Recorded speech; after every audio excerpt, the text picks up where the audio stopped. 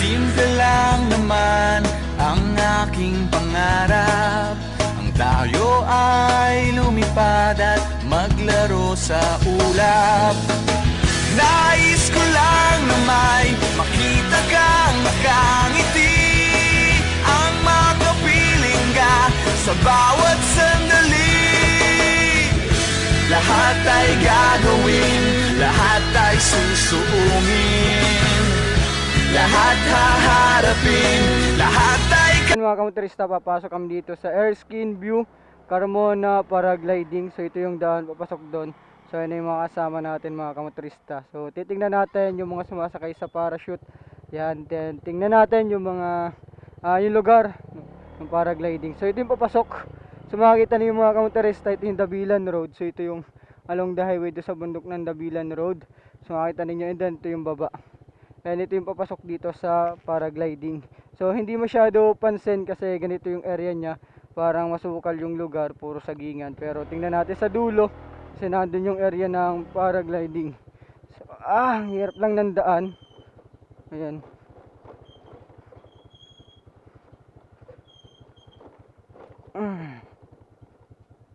So di halata na dito yung paragliding. So mapapansin yung mga kamotorista yung area. Lubak-lubak yung daan. And magubat. Ayan. Nakatay na yung makina natin, oh. Whoop, yeah. So ito lang pala, mula doon sa kalsada mga kamotorista, ito yung area ng paragliding. So ito yung mga kasama natin. So dito sumasakay yung mga kamotorista. So then ito yung parking niya sa gilid. Tayo magpa-park. Ayan. Para safe.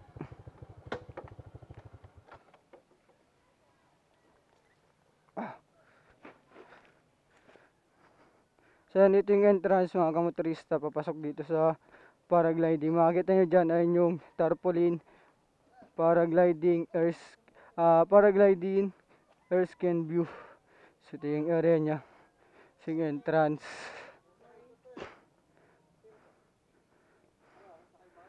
So ang entrance ayun.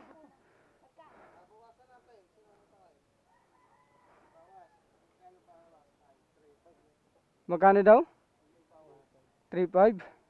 So yung entrance, ito yung entrance, no? 10 pesos, overnight 2,000, photoshoot 300, cottage 300, mag tent 100. Pwede palang camping. So open to Monday to Sunday, 5 AM to 10 PM. So dito pala yung area. So entrance 10 pesos. Sa mga site viewing, pwedeng entrance 10 pesos. Sa mga pipicture lang, ayan, 10 pesos sa loob. 10 pesos sa loob. Dalawa kami bus.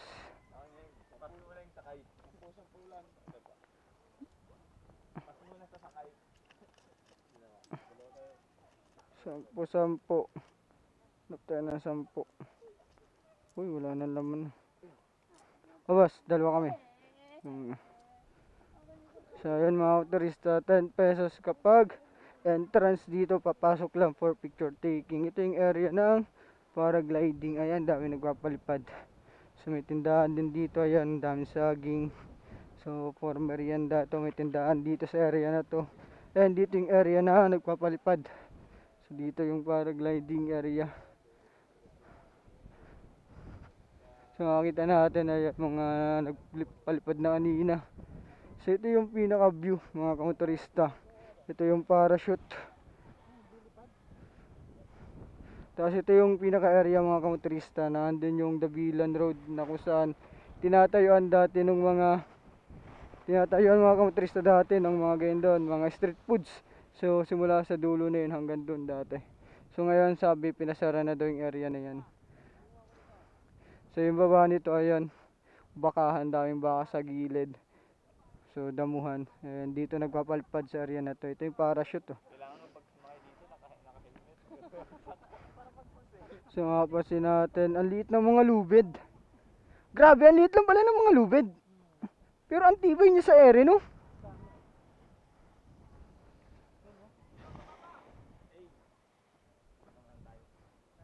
Ang liliit lang pala. Ayan. Pag naputol, pwede siya doon for emergency.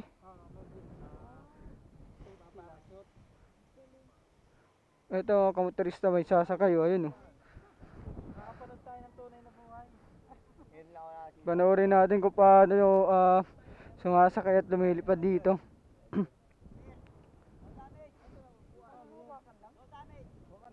Hoy, no damage daw. No damage.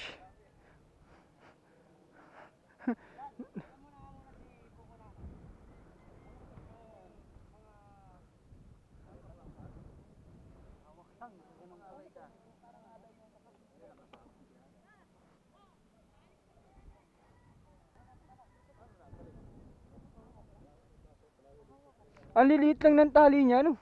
Buti di na puputol. Tapos yung tela, no? Yung tela rin, di rin napuputol yung tela. Simple lang naman ang aking pangarap. Ang tayo ay lumipad at maglaro sa ulap.